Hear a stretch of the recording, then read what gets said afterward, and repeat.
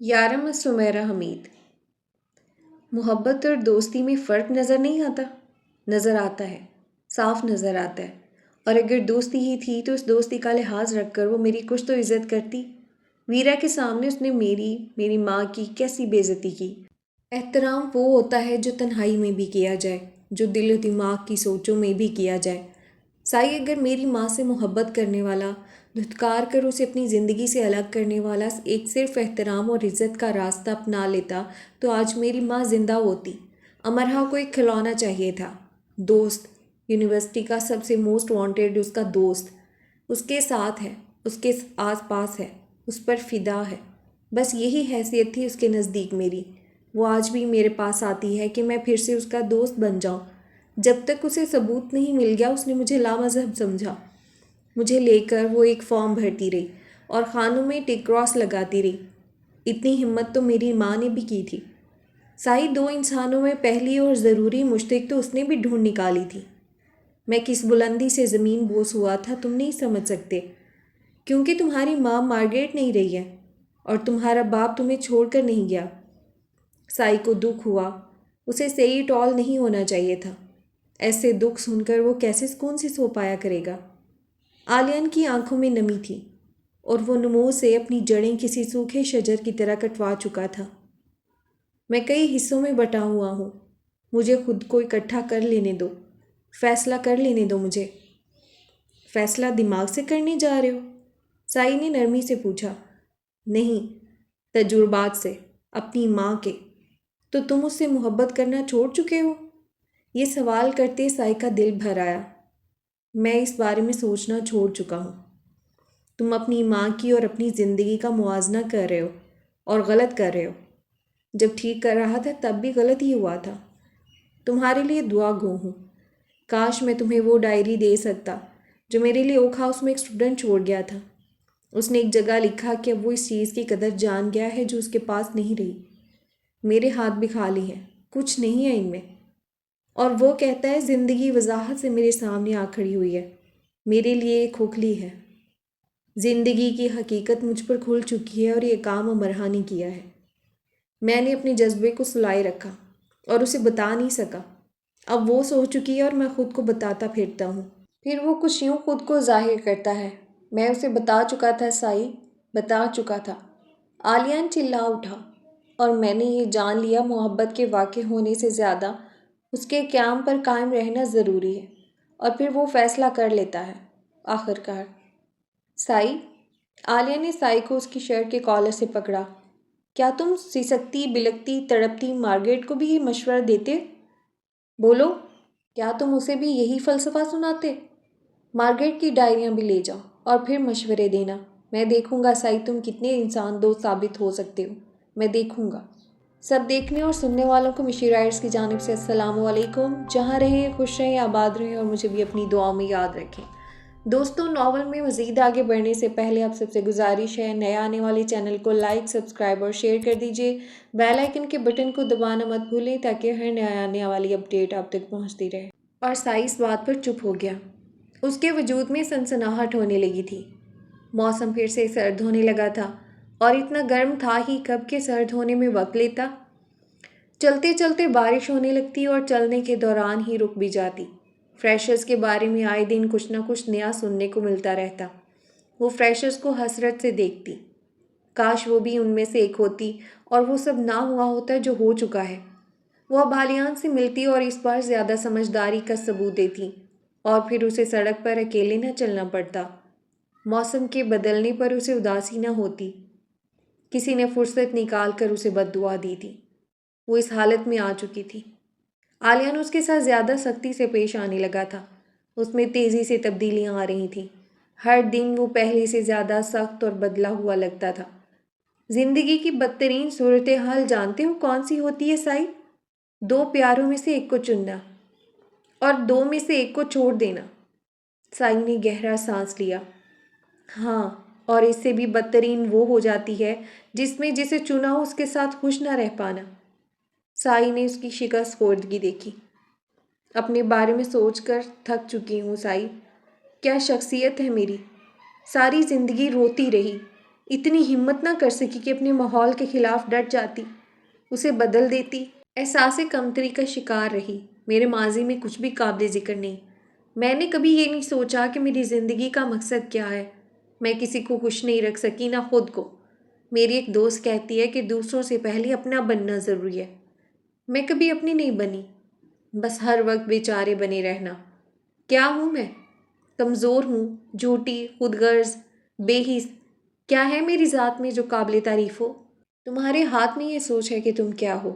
جب انسان خود سے سوالات پوچھنے لگتا ہے تو وہ خود کو تبدیلی بلندی کی طرف لے جا رہا ہوتا ہے۔ کیسی بلندی سائی؟ میں نے عالیان کے ساتھ کیا کیا؟ ویرا کے سامنے میرے معاشرے کی بے عزتی نہ ہو جائے، میں نے عالیان کی کھل کر بے عزتی کر دی۔ الفاظ تو وہی تھے نا جن پر احترام کی نگاہیں ہوں، ورنہ تو سب ہتک ہے، انداز، آواز، سب۔ اگر میں عالیان کی جگہ ہوتی تو ساری عمر مرحا کی شکل نہ دیکھتی، میں اس جگہ کو ہی چھوڑ دیتی جہاں مرحا ہوتی۔ میرے خاندان میں بہت سے ایسے لوگ ہیں جن سے میں سالوں نہیں ملی، بات نہیں کی، سلام نہیں کیا، انہیں دیکھ کر منہ پھیر لیا۔ یہ سب لوگ وہ ہیں جنہوں نے میرا دل دکھایا تھا، میری تذلیل کی تھی۔ میری انتہا پسندی دیکھو کہ کالج کی میری دوست جو میرے بارے میں سب جانتی تھی، ایک دن میرے ساتھ چلتے چلتے گر گئی اور مذاقاً کہنے لگی، تمہارے ساتھ چل رہی تھی، گرنا تو تھا ہی۔ اور پھر اس کے لاکھ منانے پر بھی میں نے اس سے کبھی بات نہیں کی۔ اس کے فادر کی ڈیتھ ہو گئی۔ میں نے اسے صرف افسوس کیا جبکہ اسے میری اس سے زیادہ ضرورت تھی۔ مجھے بس یہ یاد رہتا ہے کہ مجھے تکلیف ہوئی۔ میں بس عالیان کے کھردرے سخت رویے سے مجھے تکلیف ہوتی ہے اور میں اس تکلیف کو لے کر بیٹھ جاتی ہوں۔ مجھے اپنی کتنی فکر رہتی ہے۔ میرا اور عالیان کا کوئی مقابلہ نہیں ہے۔ جانتے ہو، سادھنا کو آریان کے لیے سب سے زیادہ پیسے وہ جمع کر کے دیتا ہے۔ سادھنا سے زیادہ اسے یاد رہتا ہے کہ آریان کی سرجری کب ہونی ہے۔ وہ بھڑکتا نہیں ہے، چلاتا نہیں ہے، وہ کتنا ذہین ہے، جتاتا نہیں ہے، اس کے خیالات کس قدر عظیم ہیں، وہ سکھاتا ہے، اتراتا نہیں ہے۔ یہ سب تمہیں اب معلوم ہوا امرہا؟ سائی اتنا افسردہ ہو گیا کہ امرہا جان ہی نہیں سکتی تھی۔ معلوم تو تھا، قدر نہیں تھی سائی۔ کہا نا، مجھے افسوس ہے خود پر، مجھ میں کچھ قابل ذکر نہیں ہے۔ مجھے ویرا اچھی نہیں لگتی، مجھے اس کی ضرورت پڑتی ہے تو میں اسے کام نکلوا لیتی ہوں، اس سے مسکرا کر بات کر لیتی ہوں اور منہ پھیر کر ناپسندیدگی سے اس کے بارے میں سوچتی ہوں۔ اسے معلوم ہو کہ میں اس کے بارے میں کیسے سوچتی ہوں تو اسے بھی دکھ ہو۔ وہ مجھ سے ایک ہی سوال پوچھے، میں نے تمہارے ساتھ ایسا کیا برا کیا ہے؟ میں سب کے ساتھ برا کرتی ہوں اور بیچاری بھی خود ہی بن جاتی ہوں۔ یہ منافقت اور سنگ دلی ہے۔ تم ایک مشکل وقت سے گزر رہی ہو، لیکن امرہا انسان جب اپنا احتساب کرتا ہے تو وہ وقت بہت خاص ہوتا ہے۔ انسان اپنا احتساب تبھی کیوں کرتا ہے جب وہ سب کھو چکا ہوتا ہے؟ تم پاکستان کیوں نہیں جاتی؟ اپنے گھر والوں سے ملو، انہیں نئے ماحول کی اچھی اچھی باتیں بتاؤ۔ لوگوں سے جب تک ملا نہ جائے وہ برے اور عجیب ہی لگتے ہیں۔ تم ذہنی طور پر اچھا محسوس کرو گی۔ کیا واقعی؟ ہاں۔ یونی میں ایک لڑکی جب میرے قریب سے گزرتی، اسے دیکھ کر مجھے لگتا کہ یہ مجھے پسند نہیں کرتی۔ ایک لمبا عرصہ ایسے ہی چلتا رہا۔ پھر ایک دن ایک اسٹوڈنٹ نے مجھے اس کی طرف سے ایک رکا دیا جس پر لکھا تھا، تم مجھے پسند نہیں کرتے، پر کیوں؟ فاصلے ابہام پیدا کرتے ہیں، اور ابہام شیطان کا پہلا ہتھیار ہے، کیونکہ یہ ہر مثبت جذبے اور سوچ پر حملہ آور ہو کر اسے چت کر ڈالتا ہے۔ تم ٹھیک کہہ رہے ہو سائی، لیکن عالیان کیوں اس ابہام کے زیر اثر آ رہا ہے؟ تم جانتی ہو مرحا، میں کسی کی بتائی کوئی بات نہیں کر سکتا۔ ٹھیک ہے، لیکن مجھے کوئی مشورہ دو۔ سائی اسے دیکھ کر رہ گیا۔ وہ اسے ایسا کیا مشورہ دے سکتا تھا جو سب ٹھیک کر سکتا؟ اس کے پاس بلا شبہ ایسے الفاظ تھے، نہ ایسا جادو۔ بہت دیر نہیں ہو جانی چاہیے کہ انتظار پر فرمان غالب آ جائے اور فراق کو رخصت ہونے کی اجازت ہی نہ ملے۔ سائی ہولے سے بڑبڑایا، اتنا کہ امرہا نے سن لیا۔ اسے یاد آ رہا تھا یہ جملہ اس نے کہیں پڑھا تھا۔ کہاں؟ ہاں، اوکھا اس سے ملنے والی ڈائری میں۔ اس ڈائری کے جملے کو استعمال میں لایا جانا امرہا کو نحس لگا۔ یہ سائی نے کیا کیا؟ اسے یہ نہیں کہنا چاہیے تھا۔ ویرا اسے کافی کے لیے اس کیفے لے کر آئی تھی جو بقول اس نے مانچسٹر میں دریافت کر ڈالا تھا۔ وہ ہر بار اسے انکار نہیں کر سکتا تھا کیونکہ اسے احساس تھا کہ انکار کتنا بھی ٹھیک ہو تکلیف دہ ہوتا ہے۔ کافی پینے کے بعد انہوں نے پل پر چہل قدمی شروع کر دی۔ شام رات کے ساتھ جا ملنے والی تھی۔ بارش فوار کی صورت برس رہی تھی اور ویرا ننھے بچوں کی طرح سر اٹھا اٹھا کر آسمان کو دیکھ رہی تھی، ساتھ اسے روس کے کھانوں کے بارے میں بتا رہی تھی۔ کرسمس کی چھٹیوں میں تو روس چلو گے نا؟ نہیں ویرا، میں ماما کے ساتھ جانا چاہتا ہوں۔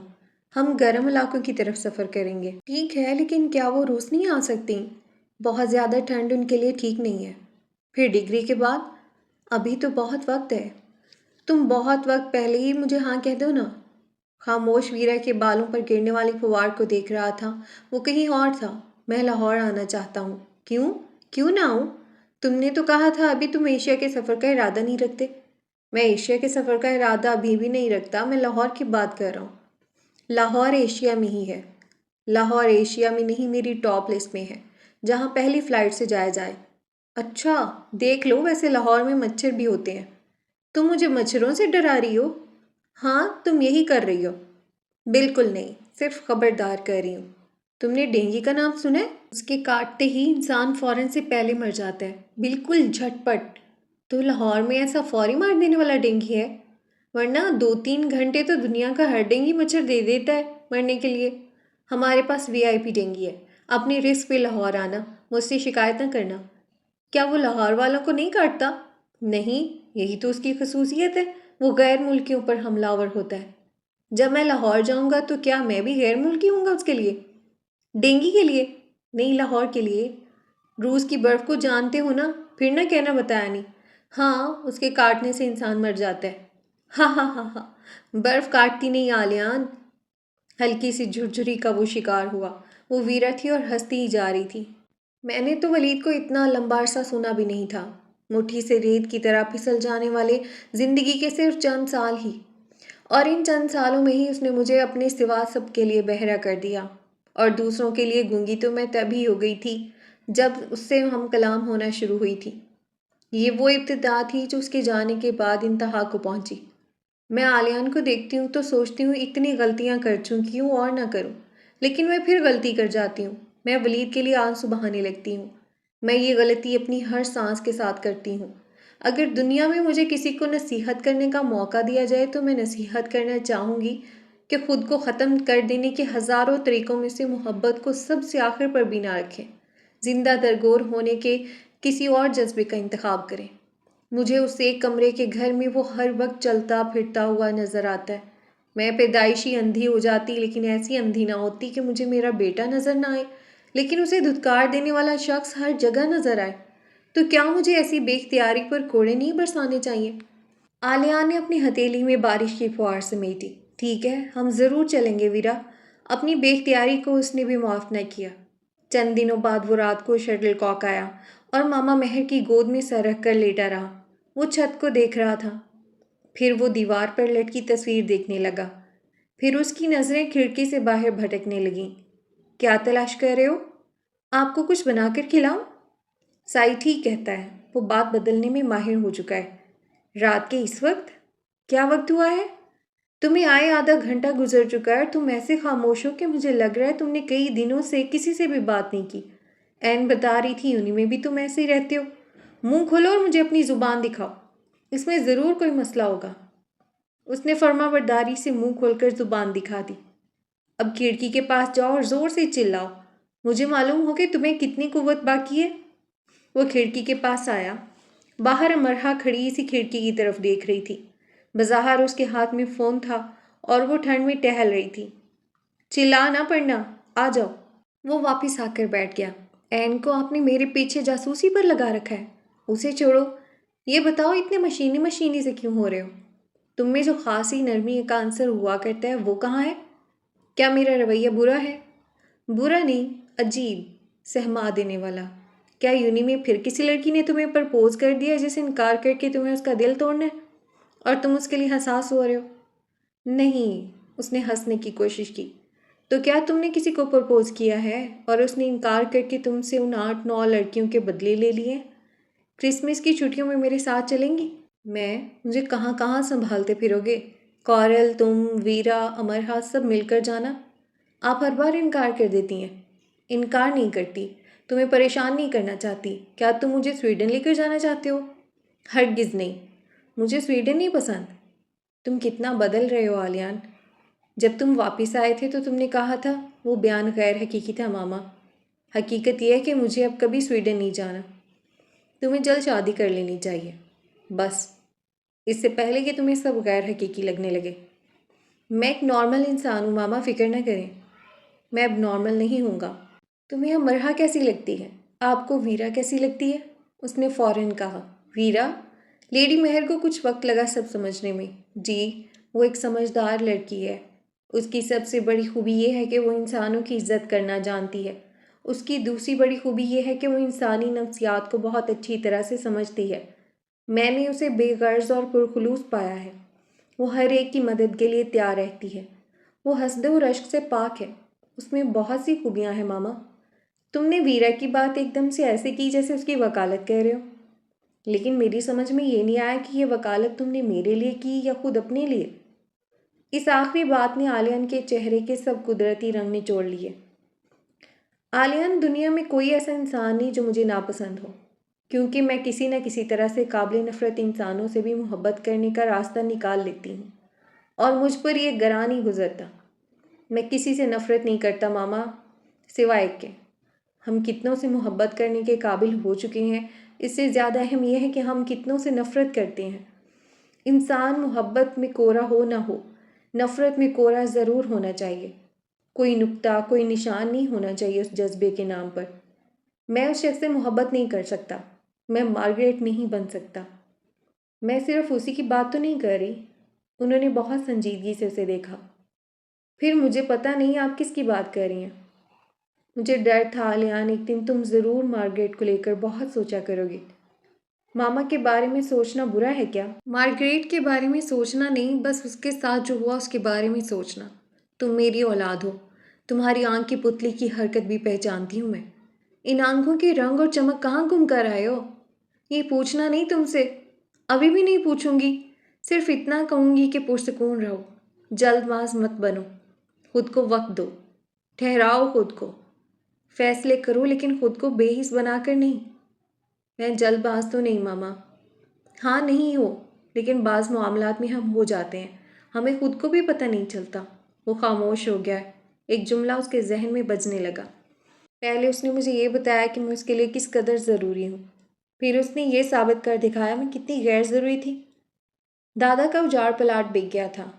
انہوں نے لیڈی میہر سے قرض لی رقم واپس کرنے کے لیے اسے دے دی تھی، اور کچھ مزید رقم بھی تاکہ وہ دائم کو دے سکے۔ دائم کو پیسے میں دوں گی۔ اب جب پیسے ہیں تو اسے دے دو امرہا، تم صرف دل لگا کر پڑھو، بے شک جاب چھوڑ دو۔ نہیں دادا، جو کام میں نے اپنے ذمہ لیے ہیں میں وہ خود ہی کروں گی۔ تمہارا آخری سال ہے، میرا مشورہ ہے کہ جاب چھوڑ کر پڑھو۔ تمہیں اب اخراجات کے لیے پریشان ہونے کی ضرورت نہیں ہے۔ میں نے سب پیسے تمہارے اور دانیہ کے لیے رکھے ہیں۔ سب دانیہ کے لیے رکھ دیں، مجھے کچھ نہیں چاہیے۔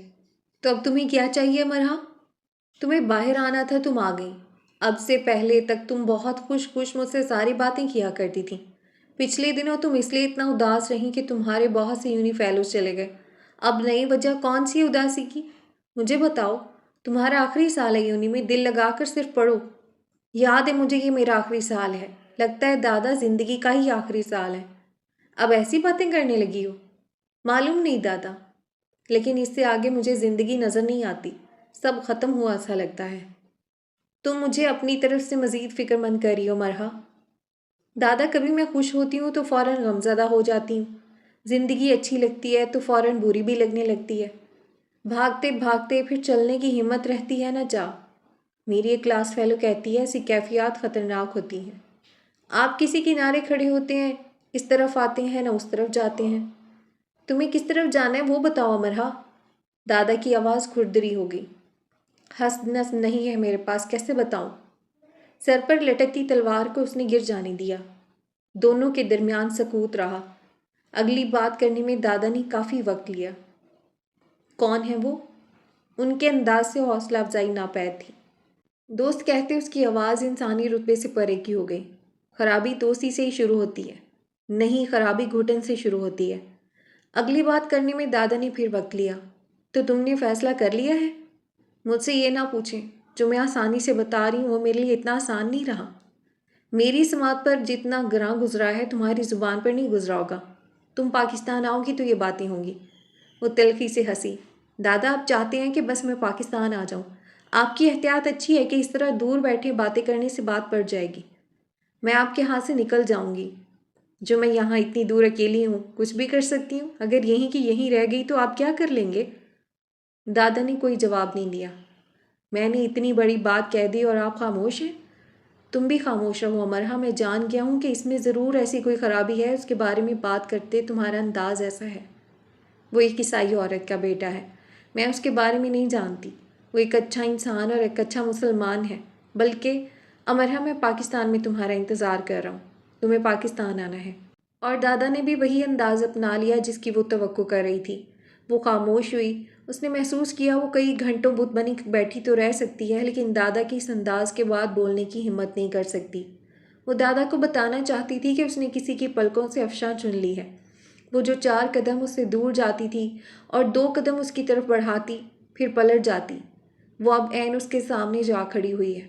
وہ دادا کو یہ بھی بتانا چاہتی تھی کہ ان کا اس پر اور خود اس کا خود پر اختیار نہیں رہا، اور یہ بھی کہ اگر وہ پلٹی تو پتھر کی بن جائے گی، نہ وہ ان کے کام کی رہے گی نہ اپنے۔ اس نے اتنا سب جان لیا ہے تو ہی ایسے دادا سے بات کی ہے نا۔ امرہا، میں پاکستان میں تمہارا انتظار کر رہا ہوں، دادا کو پھر سے کہنے پڑا۔ اسے دادا کے انداز پر غصہ آ گیا، دکھ بھی ہوا۔ اس کا دل چاہا جواب دیے بغیر لاگ آف ہو جائے، لیکن وہ بھڑک کر یہ کہنے سے خود کو روک نہیں سکی۔ آپ چاہتے ہیں میں خود پر زندگی حرام کر لوں؟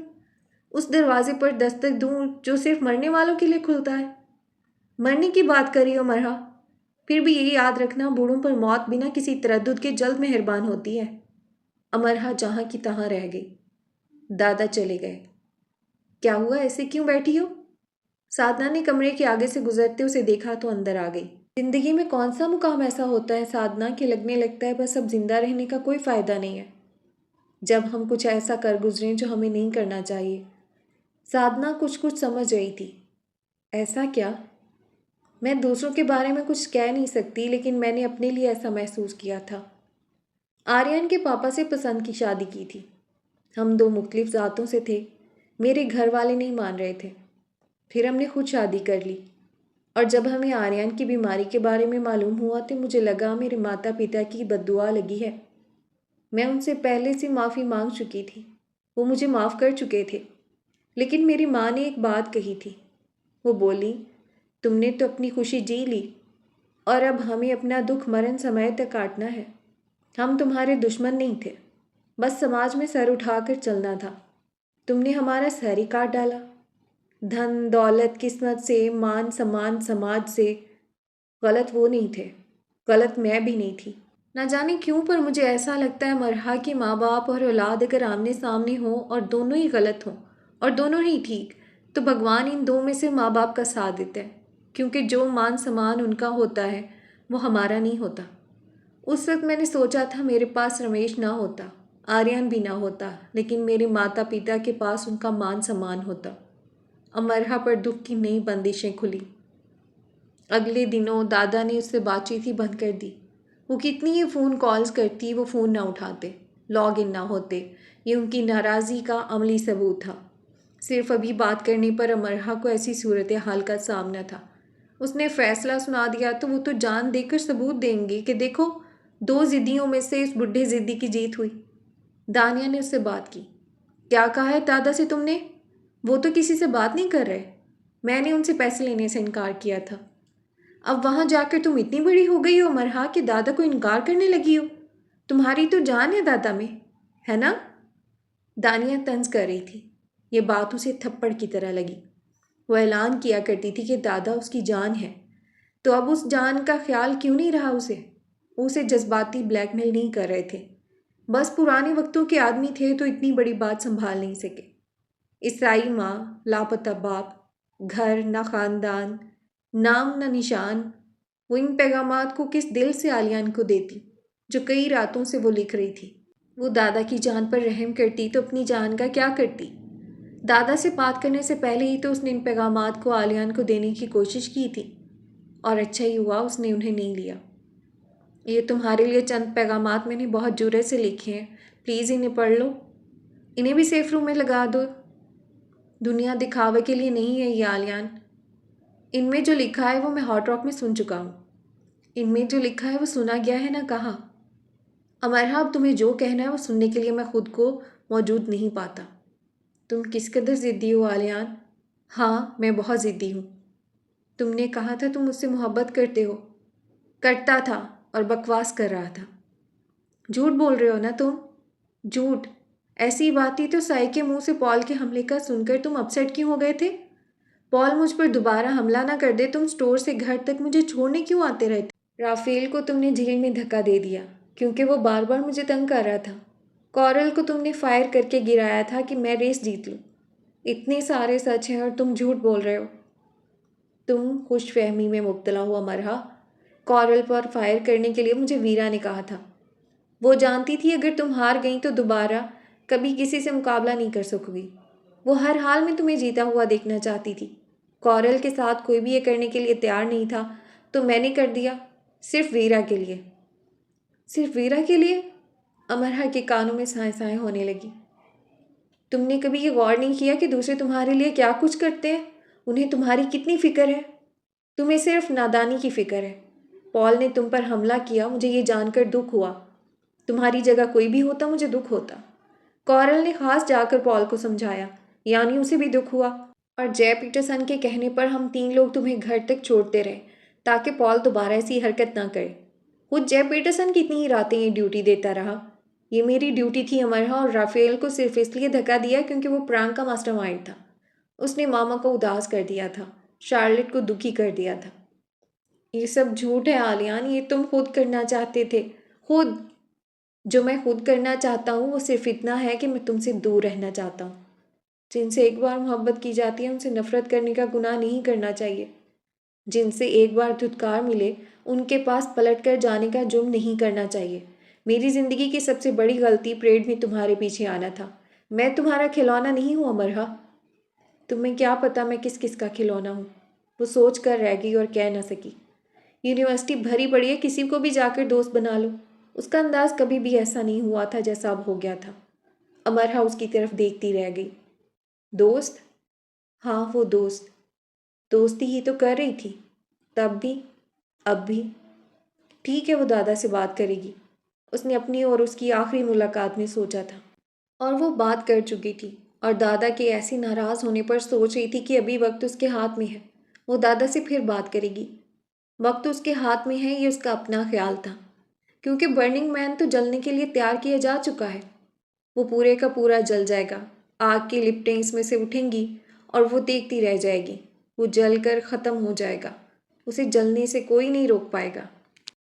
دوستو آج کے ویڈیو میں اتنا ہی. اپنا رکھیے ڈھیر سارا خیال. مجھے دیجیے اجازت. ملتے ہیں نیکسٹ ویڈیو میں. اللہ حافظ.